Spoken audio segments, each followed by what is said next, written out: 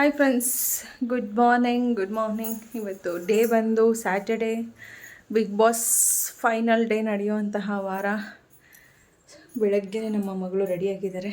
ಇವತ್ತು ಅವ್ರದ್ದು talents day program ಇದೆ. ನಾವು ಜಸ್ಟ್ ಇವಾಗ ವಾಕಿಂಗ್ ಹೋಗಿ ಬಂದ್ವಿ. ಇವಾಗ ನಮ್ಮ ಟೈಮ್ ಅವ್ರಿಗೆ ತಿಂಡಿ ಮಾಡಿಕೊಟ್ಟು ಹೇರ್ ಸ್ಟೈಲ್ ಮಾಡಿ ಅವ್ರನ್ನ ಕಳಿಸ್ಬೇಕು, ಸ್ಕೂಲ್ ಹತ್ರ ಹೋಗಬೇಕು.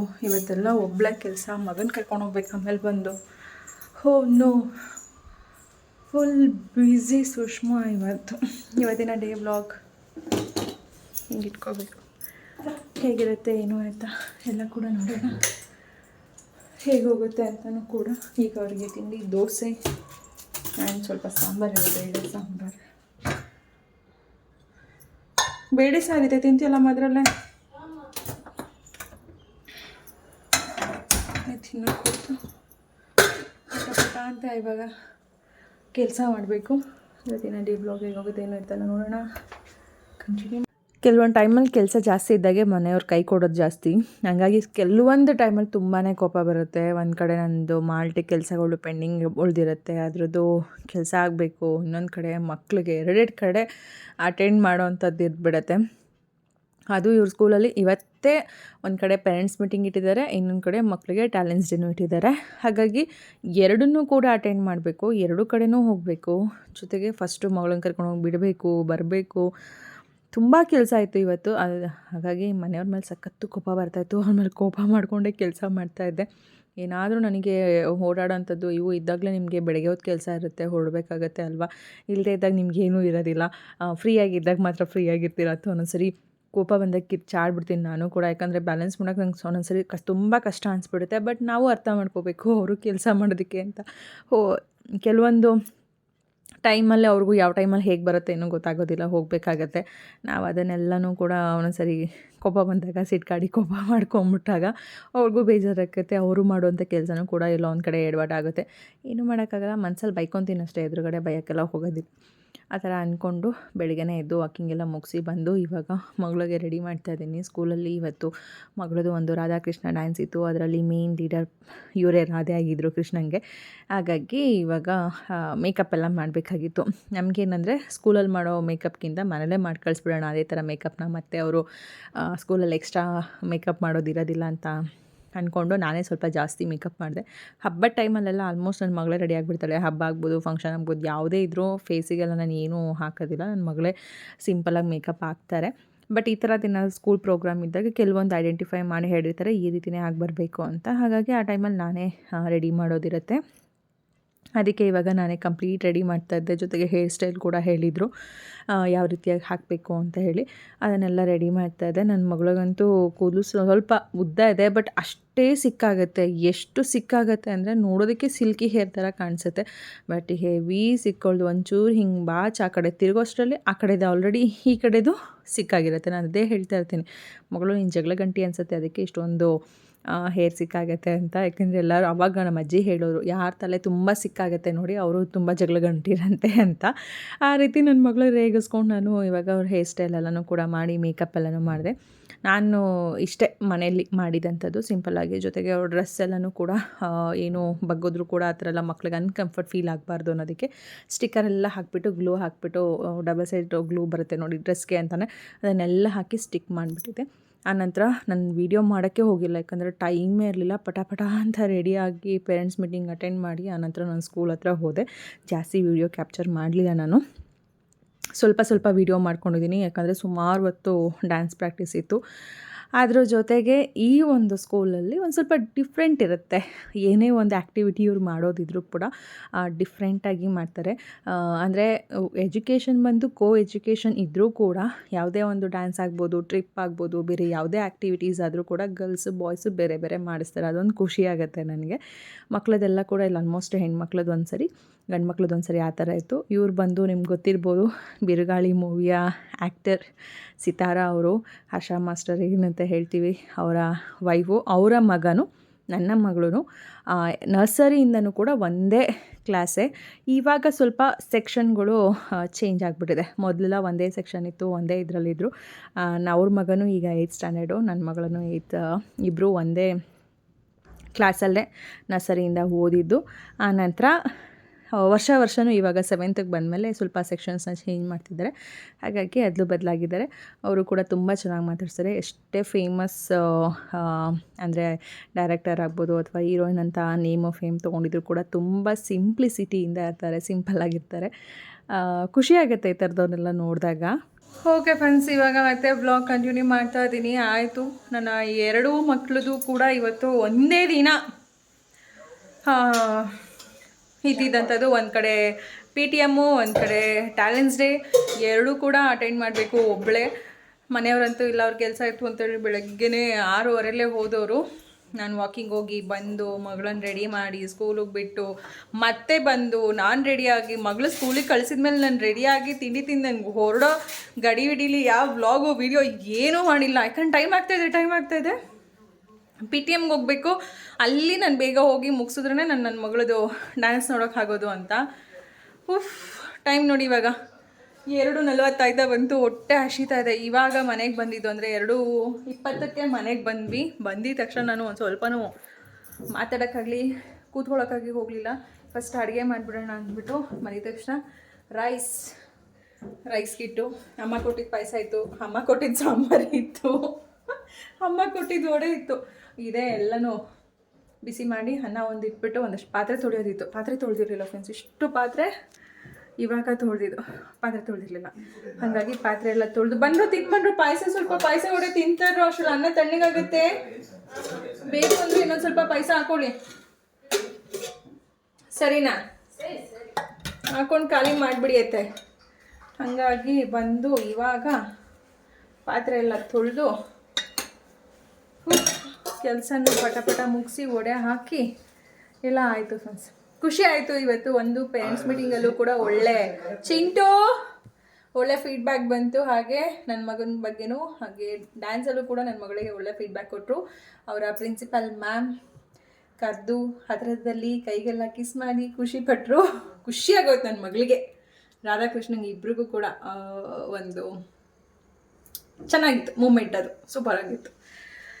ಇವಾಗ ಹೊಟ್ಟೆ ಹಸಿದೆ ಫ್ರೆಂಡ್ಸ್. ಬೆಳಿಗ್ಗೆ ಒಂದು ದೋಸೆ ತಿಂದು ಹೋಗಿದ್ದು, ಇನ್ನೇನು ತಿಂದಿಲ್ಲ. ಗಡಿ ಬಿಡಿಲಿ ನಾನು ತಿಂದಿದ್ದು ಗಡಿ ಬಿಡಿಲಿ ನಾನು ತಿಂದರೆ ಸಾಕು ನಂಗೆ ಆಗೋಗ್ಬಿಟ್ಟಿತ್ತು.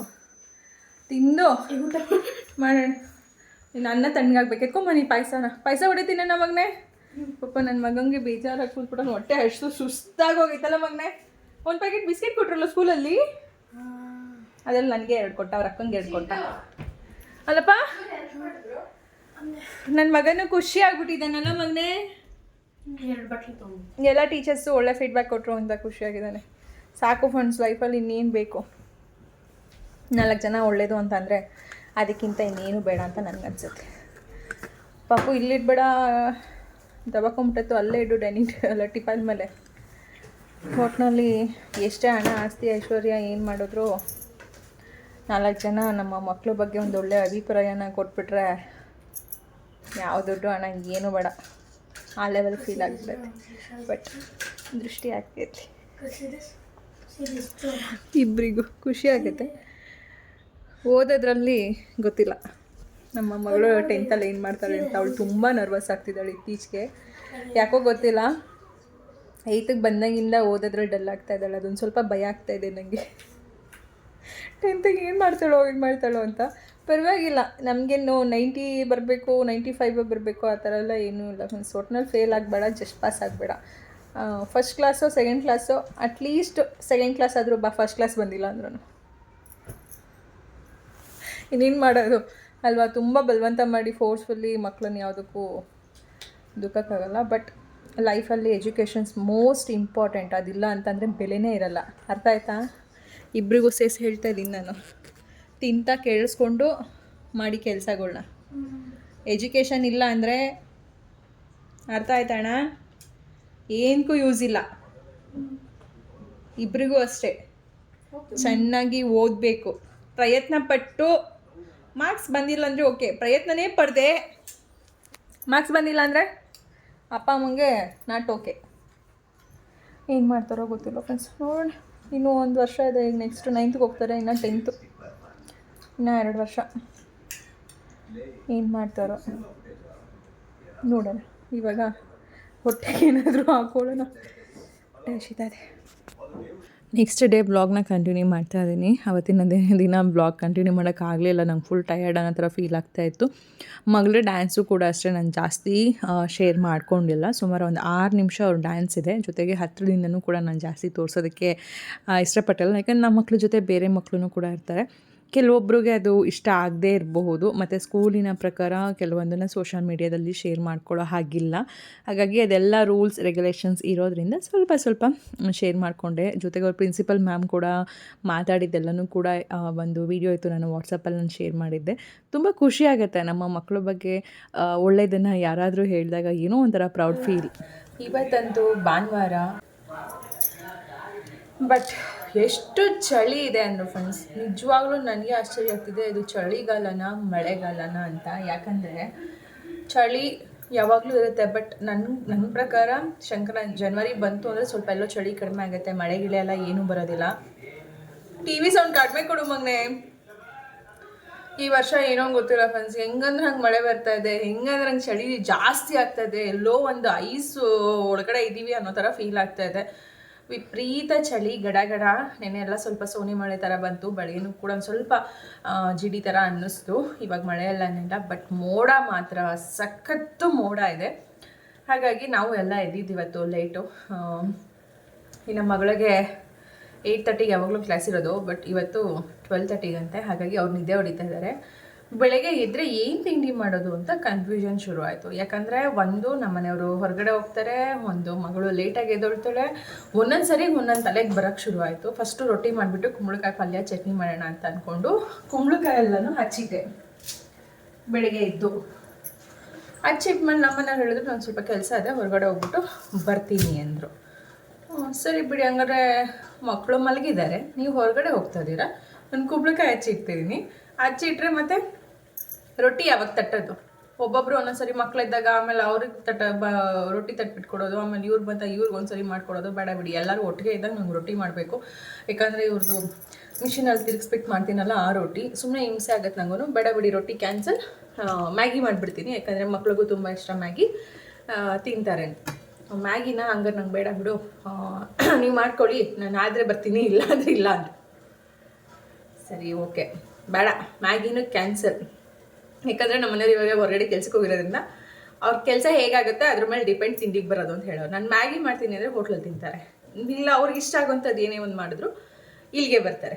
ಸರಿ ಅಂದ್ಬಿಟ್ಟು ಮ್ಯಾಗಿನೂ ಕ್ಯಾನ್ಸಲ್ ಮಾಡಿದೆ. ಬಟ್ ನನ್ನ ಮಗ ಇದ್ಬಿಟ್ಟಮ್ಮ ಪ್ಲೀಸ್ ಮ್ಯಾಗಿ ಮಾಡಿ ಅಂತ ಅವ್ನು ಕೂತ. ಇಲ್ಲ ಮಗನೆ, ಪಲಾವ್ಗೆಲ್ಲ ಹಚ್ಚಿಟ್ಬಿಟ್ಟಿದ್ದೀನಿ ಆಲ್ರೆಡಿ, ನಾನು ಪಲಾವ್ ಮಾಡ್ತೀನಿ. ಆಲೂಗೆಡ್ಡೆ ಕೊಸು ಎಲ್ಲ ಪಲಾವ್ಗೆ ಹಾಕಲ್ಲ, ಅಲ್ಲ ಮ್ಯಾಗಿಗೆ ಹಾಕೋಡ್ಲ. ಬೀನ್ಸ್ ಎಲ್ಲ ಉದ್ದುದ್ದ ಹಚ್ಚಿದೀನಿ ನಾನು ಪಲಾವ್ಗೆ ಹಚ್ದಂಗೆ. ಅದಕ್ಕೆ ನಾನೇನು ಮಾಡಿದೆ, ಓಕೆ ಪಲಾವ್ ಮಾಡಿ ಇಟ್ಬಿಟ್ರೆ ಮಗಳು ಯಾವಾಗಾದರೂ ಎದೊಳ್ಳಿ, ಅವರಪ್ಪ ಯಾವಾಗಾದರೂ ಬರಲಿ, ನನಗೂ ನನ್ನ ಮಗನ ಹೊಟ್ಟೆ ಹಸಿಯುತ್ತಾ, ನಾವು ತಿನ್ಕೊಳ್ಳೋಣ, ತಿಂದ್ಬಿಟ್ಟು ಆರಾಮಾಗಿ ಬೆಚ್ಚಗೆ ಕೂತ್ಕೊಂಡು ಟಿ ವಿ ನೋಡೋಣ ಅಂತ ಡಿಸೈಡ್ ಮಾಡಿಕೊಂಡೆ. ಯಾಕಂದರೆ ಮಧ್ಯಾಹ್ನಗಿನ ಮತ್ತೆ ಸಾಂಬಾರು ಮಾಡಬೇಕು, ನಾನ್ ವೆಜ್ ಎಲ್ಲ ಏನೂ ಮಾಡೋದಿಲ್ಲ. ಮಧ್ಯಾಹ್ನ ಬೇಳೆ ಸಾರು ಏನಾದರೂ ಮಾಡಿಬಿಟ್ಟು ಇವ್ರಿಗೆ ಮೊಟ್ಟೆ ಬೇಯಿಸಿ ಕೊಡೋವಂಥದ್ದು. ಕಷ್ಟ ಹೆಣ್ಮಕ್ಳ ಕಷ್ಟ ಯಾರಿಗೂ ಬೇಡ ಅನ್ಸುತ್ತೆ. ಯಾಕೆ ಹೇಳಿ, ಏನು ಅಡುಗೆ ಮನೆಯಲ್ಲಿ ಪರ್ಮನೆಂಟ್ ಮಾಡಿಬಿಡ್ತಾರೆ ನಮ್ಮನ್ನ. ಒಂಚೂರು ನಮಗೇನು ಈ ಚಳಿ ಥಂಡಿ ಮೋಡ ನಮಗೂ ಚಳಿ ಆಗಲ್ವಾ? ಯಾವಾಗಲೂ ಅಡುಗೆ ಮನೇಲಿ ಪಾತ್ರೆ ತೊಳ್ಕೊಂಡು ಇವ್ರಿಗೆ ಕಾಫಿ ಮಾಡಿಕೊಂಡು ಅಡುಗೆ ಮಾಡ್ಕೊಂಡು ತಿಂಡಿ ಮಾಡಿಕೊಂಡು ಆ ಚಳಿಲಿ ಗಡ ಅಂತ ನಡುತ್ತಾ ಇರ್ತೀವಿ ನಾವು. ತಣ್ಣೀರಲ್ಲಿ ಎಷ್ಟು ಕೈ ಹಿಂಗಾಗಿರುತ್ತೆ ಅಂದ್ರೆ ಒಬ್ಬ ಯೋಚನೆ ಮಾಡಲ್ಲ ನಮ್ಮ ಬಗ್ಗೆ. ಆಗ್ತಾ ಇರಲ್ಲ. ನಮ್ಮಮ್ಮ ಅಷ್ಟು ಕಷ್ಟಪಡ್ತಾರೆ, ಅಥವಾ ನನ್ನ ಹೆಂಡತಿ ಅಷ್ಟು ಕಷ್ಟಪಡ್ತಾರೆ, ಏನೋ ಮಾಡಿ ತಿನ್ನೋಣ ಅನ್ನೋದು ಈ ಕಡೆ ಗಂಡನಿಗೂ ಬರಲ್ಲ, ಮಕ್ಳಿಗೂ ಬರಲ್ಲ.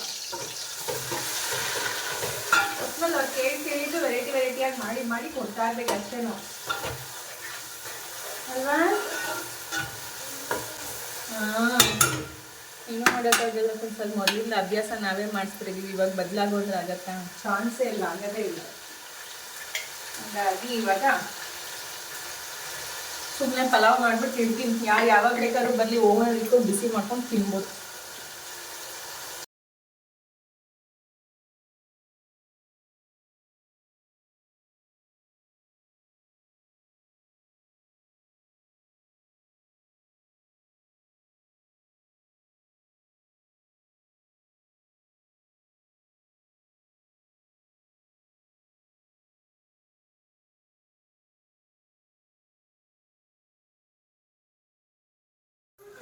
ಏನೋ ಒಂದು ಪ್ರಯತ್ನ ಮಾಡೋಣ ಅಂತ ಇದೀವಿ. ಡಬ್ಬ ಥರ ಬಂದರೆ ನನ್ನ ಮಗನೇ ಕಾರಣ ಅಂತೀನಿ ಇದಕ್ಕೆ. ನಾನು ಸುಮಾರು ನಾನು ಕಾರಣ ಅಂತ ಹೇಳ್ಬಿಡಿ, ಬೇಕಾದ್ರೆ ನಾನೇ ತಿಂತೀನಿ, ನನ್ನ ಮಾತ್ರ ಕಾರಣ ಆಗ್ಬೇಡಿ. ಏಕೆ ನಾನು ಇವಾಗ ಹೇಳಿದಕ್ಕೆ ಒಪ್ಕೊಂಡಿದ್ದು ನೀನೇ ತಾನೇ ಹೇಳಿದ್ ನೀ ತಾನೇ. ಏನಂತ? ನಾನು ಸ್ಪೆಷಲ್ ಟ್ರೈ ಮಾಡೋಣ ಅಂತ. ಬೇಡ ಅನ್ಬೇಕಿತ್ತು. ನೀವು ಮಾಡುತ್ತಾರೆ ನಾನಾ ಅದಕ್ಕೆ ಹೇಳ್ತಾ ಇದ್ದೀನಿ, ಏನೋ ಟ್ರೈ ಮಾಡೋಣ ಅಂತ ಅನ್ಕೊಂತಾ ಇದ್ದೀನಿ. ಭಯ, ಬಟ್ ನಾವು 3 ಜನ ಖಾಲಿ ಮಾಡೋಣ ಬಿಡು. ಅಪ್ಪ ಏನಾದ್ರು ಬೇರೆ ಮಾಡ್ಕೊಡೋಣ. ಏನು ಡಬಲ್ ಥರ ಅಲ್ವಾ? ಅಷ್ಟೇ. ದಮ್ ಕಟ್ಟೋದು ನೀವು ಫಸ್ಟ್. ದಮ್ ಕಟ್ಟೋದು ಏನೂ ಇಲ್ಲ ಫ್ರೆಂಡ್ಸ್, ನಾರ್ಮಲ್ ಪಲಾವ್ ಮಾಡ್ತಾ ಇದೀವಲ್ವ, ಪಲಾವ್ ಮೇಲೆ ಮೊಟ್ಟೆ ಹೊಡೆದಾಕ್ಬಿಟ್ಟು ಮುಚ್ಚಿಬಿಟ್ಟು ದಮ್ ಕಟ್ಟೋಣ ಅಂತ ಇದೆ. ಒಂದು ಹೊಸ ರೀತಿಯಾದಂತಹ ವಿಧಾನನ ಪ್ರಯೋಗ ಮಾಡೋಣ. ಹೆಂಗೆ ಬರ್ಬೋದು? ಇಷ್ಟೊಂದು ಬೇಕು ಆ್ಯಕ್ಚುಲಿ. ನನ್ನ ಮಗ ಕೋನು ಮೊಸರು ಬಜ್ಜಿ ಮಾಡ್ತಾರೆ ಫ್ರೆಂಡ್ಸ್. ನಂಗೆ ಅದ್ರ ಬಗ್ಗೆ ಗೊತ್ತಿಲ್ಲ. ನಂಗೂ ಗೊತ್ತಿಲ್ಲ. ತಿಂಡಿ ಅಂತಾನೆ ಮಾಡು. ಅಲ್ಲ ಅಲ್ಲನೂ ಇಲ್ಲ ಬೆಲ್ಲನೂ ಇಲ್ಲ, ಏನಾದರೂ ಮಾಡ್ಕೋತಗೋ. ಇದು ಅಷ್ಟೇ, ಚಿಕ್ಕದಾಗುತ್ತೆ. ನಾನು ಏನು ಕೇಳಬೇಡ. ಮೊಸರು ಬಜ್ಜಿ ಅವನೇ ಫ್ರೆಂಡ್ಸ್, ಅವನಿಗೆ ಬಿಟ್ಟಿದ್ದೀನಿ. ಏನು ಬೇಕಾದರೂ ಹಾಕೊಂಡು ಏನು ಬೇಕಾದ್ರೂ ಮಾಡ್ಬೋದು. ಏನಾದರೂ ಹೇಳಿದ್ರೆ ಏನೋ ಒಂದು ಫುಲ್ಲು ಬ್ಯುಸಿ ಆಗಿಬಿಟ್ಟಿದ್ದಾರೆ ನಮ್ಮ ಚಿಂಟು. ಇವತ್ತು ಅವ್ರ ಅಕ್ಕನ ಕೆಲಸ ಎಲ್ಲ ಕಂಪ್ಲೀಟ್ ಜವಾಬ್ದಾರಿ ಅವರು ವಹಿಸ್ಕೊಂಡು ಏನೇನೋ ಸರ್ಕಸ್ ಮಾಡಿ ಒಂದು ಮೊಸರು ಬಜ್ಜಿ ಮಾಡ್ತಾರೆ ಫ್ರೆಂಡ್ಸ್. ನಾನು ಮಾಡಲ್ಲ ಮೊಸರು ಬಜ್ಜಿ, ಹಾಗೆ ಮೊಸರು ಹಾಕ್ಕೊಂಡು ತಿನ್ನೋ ಅಂದೆ. ನಮಗೆಲ್ಲ ಪಲಾವ್ಗೆಲ್ಲ ಮೊಸರು ಅಷ್ಟು ಇಷ್ಟ ಆಗಲ್ಲ. ಇವ್ರಿಗೆ ಇವ್ರ ಅಪ್ಪಂಗೆ ತುಂಬ ಇಷ್ಟ. ಹಾಗಾಗಿ ಅಪ್ಪ ಮಗನಿಗೋಸ್ಕರ ಫುಲ್ ಡೆಡಿಕೇಟಾಗಿ ಕಿಚನ್ ಚಿಂಟು ಆಗಿಬಿಟ್ಟಿದ್ದಾರೆ ಇವತ್ತು. ನಮ್ಮ ಒಂದು ಅಯ್ಯಪ್ಪ ಪಲಾವು ಏನೇನೋ ಮಾಡಿ ದಬಾಕಕ್ಕೆ ಹೋಗಿ ಇವತ್ತು ಉಗಿಸ್ಕೊಳಂಗಾಗುತ್ತೋ ಏನೋ ಗೊತ್ತಿಲ್ಲ. ಮೊಟ್ಟೆ ಬೆಂದೇ ಇಲ್ಲ ಕಣೋ.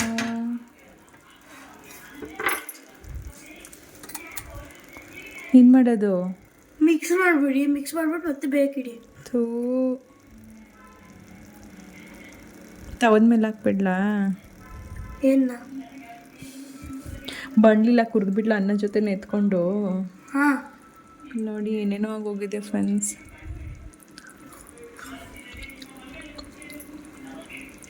ಅಲ್ಟಿಮೇಟ್ ಆಗಿದೆ. ಏನೋ ಮಾಡೋಕ್ಕೆ ಹೋಗಿ ಏನೇನೋ ಆಗೋಗಿದೆ. ಮೊಟ್ಟೆ ಪಲಾವ್ ಹಾಕಿ ಹಾಂ, ಎಲ್ಲೋ ಬೆಂದಿದೆ ಅಂತ.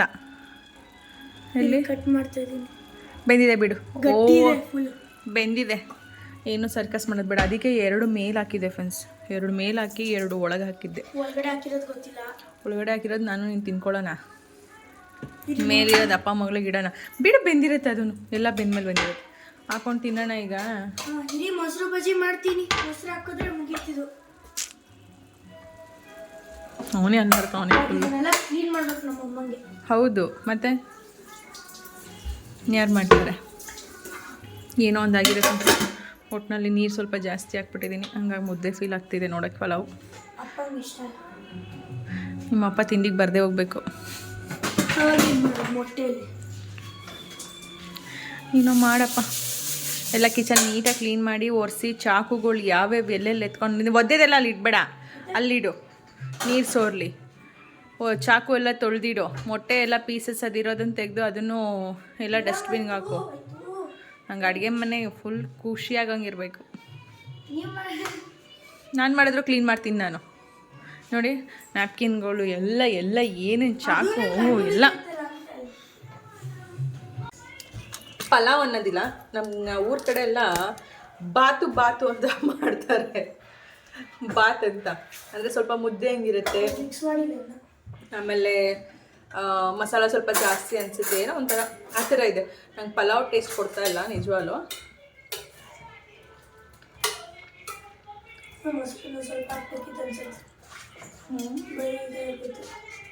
ಹಾಕ್ಬಿಡತ್ತಾಗೆಲ್ಲ ಚೂರು ಹಾಕ್ತೀನಿ. ಅಲ್ಲ ಚೂರು ಹಾಕಿ ಮಿಕ್ಸ್ ಮಾಡಿ. ನನ್ನ ಮಗನ ಮೊಸರು ಬಜ್ಜಿ ನೋಡೋಕ್ಕೆ ಹಾಕ್ತಲ್ಲ ನಮ್ಮ ಕೈಲಿ. ನನ್ನ ಮೊಟ್ಟೆ ಬೆಂದಿದೆಯೋ ಇಲ್ವೋ ತೆಗೆದ್ಬಿಟ್ಟು ಅದನ್ನು ಬೇರೆ ಎಲ್ಲ ಮಾಡಬೇಕೇನೋ ಅಂದ್ಕೊಂಡೆ. ನೋಡಿದರೆ ಚೆನ್ನಾಗಿ ಬೆಂದಿದೆ ಫ್ರೆಂಡ್ಸ್, ಇಲ್ಲಿ ನೋಡಿ. ಬಟ್ ಹೊರಗಡೆ ನೋಡೋಕ್ಕೆ ಬೆಂದಿರಲಿಲ್ಲ. ಹಾಂ, ನೋಡೋಕ್ಕಷ್ಟೇ ಬೆಂದಿಲ್ಲ, ಫುಲ್ಲು ವೈಟಿಶ್ ಥರ ಕಾಣಿಸ್ತು, ಬಟ್ ಚೆನ್ನಾಗಿ ಬಂದಿದೆ. ಬಟ್ ಸಪ್ಪೆ ನೋಡಿ, ಎಲ್ಲನೂ ಸೂಪರ್. ಯಾಕಪ್ಪ ನೀನು ಮಾಡಿರೋದು ನಾನು ಬೇಡ ಅಂದರೆ ಬೇಜಾರಾಗ್ಬಿಡುತ್ತೆ ನನಗೆ. Thank you. ನನ್ನ ಮಗನ ಮೊಸರು ಬಜ್ಜಿ, ನಮ್ಮ ಒಂದು ಬಾತು, ಒಂದು ಮುಚ್ಚಳ.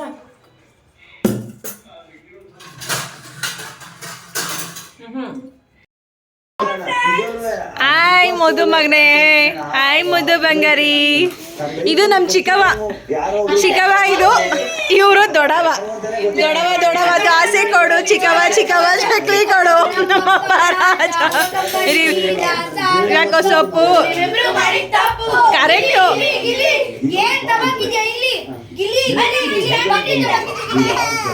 ಕರೆಕ್ಟಾಗಿ ಮಗಳು, ನಿನ್ ಚಿಕ್ಕವ ನಿಮ್ಮ ಅಜ್ಜಿ ದೊಡವ, ನೀವಿಬ್ರು ಕರೆಕ್ಟಾಗಿದ್ದೀರ ಕಣವ. ಹಾಂ, ಇಬ್ರದ್ದು ಹಂಗೆ ಗಲಾಟೆ ನಿಮ್ದು ಅಲ್ಲ. ಕಿತಾಪತಿ ಹೆಂಗ್ಸು ಇವರಿಬ್ರು.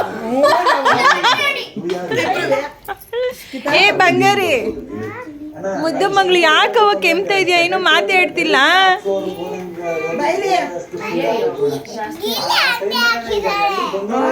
ಹೆಂಗಿದೀವ? ಏ ಬಂಗಾರಿ, ಯಾರ್ದವ ಇದು ಡ್ರೆಸ್? ಇದು ಹಿಂಗೆ ಹಾಕೊಂಡಿದ್ಯಾ? ಚೈತು ಅಕ್ಕ, ನಮ್ಮ ಮನೆಗೆ ಬಂದಾಗಿಂದ ವೀಡಿಯೋನೇ ಮಾಡೋಕ್ಕಾಗಿಲ್ಲ ನಂಗಿದ್ದೀರ. ಬಂದರು ಘಮ ಅಂತೈತೆ ರೋಡ್ವರೆಗೂ ಅಲ್ವಾ ರೀ? ಬಾಸುಮತಿ ಅಕ್ಕಿ ಹಾಕಿದ್ರಾ? ಏನದು? Chicken gravy.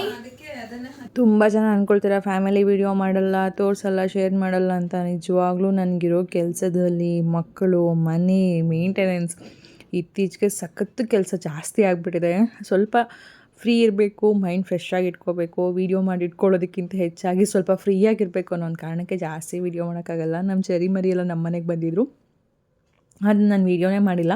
ಆವಾಗ ಚೈತನ್ಯಂದು ಇದೊಂದು ಡ್ರೆಸ್ನ ಇಷ್ಟಪಟ್ಟು ನಮ್ಮ ಚೆರಿ ಮರಿ ಅದನ್ನು ಹಾಕ್ಕೊಂಡಿತ್ತು. ಪಾಪ ಅದು ತುಂಬ ದೊಡ್ಡದಿತ್ತು, ಅದಕ್ಕೆ ಪಿನ್ನೆಲ್ಲ ಮಾಡಿ ಏನಾದರೂ ಒಂದು ಸರ್ಕಸ್ ಮಾಡ್ತಾಯಿರ್ತಾರೆ ನಮ್ಮ ಮಕ್ಕಳು ಬಂದಾಗೆಲ್ಲನೂ ಕೂಡ ನಮ್ಮ ಚೆರಿ ಮರಿಗೆ. ಅದು ಕೂಡ ಬೇಜಾರು ಮಾಡ್ಕೊಳ್ಳಲ್ಲ, ಚೆನ್ನಾಗಿ ಹಾಕ್ಸ್ಕೊಳ್ತಾ ಇರುತ್ತೆ. ಆನಂತರ ಇದು ನೆಕ್ಸ್ಟು ಸಂಡೇ ಅನ್ನೋ ಥರ ಅಮ್ಮ ಮನೆಯಲ್ಲಿ ಫುಲ್ ನಾನ್ ವೆಜ್ ಎಲ್ಲ ಇಟ್ಟಿದ್ರು, ಅಡುಗೆ ಮಾಡಿದರು. ಆವಾಗ ಅದಕ್ಕೆ ಅವರು ಅಣ್ಣ ಎಲ್ಲ ಫುಲ್ ಫ್ಯಾಮಿಲಿ ಎಲ್ಲ ಸೇರಿ ಅಮ್ಮ ಮನೇಲಿ ಚೆನ್ನಾಗಿ ನಾನ್ ವೆಜ್ ಊಟ ಮಾಡಿದ್ವಿ. ಹೀಗಿತ್ತು ನಮ್ಮ ಇವತ್ತಿನ ಡೇ ವ್ಲಾಗ್ ಅಂತ ಹೇಳ್ತಾ ಮತ್ತೆ ಸಿಗೋಣ ಇನ್ನೊಂದು ವ್ಲಾಗಲ್ಲಿ. Bye friends, thank you so much for watching.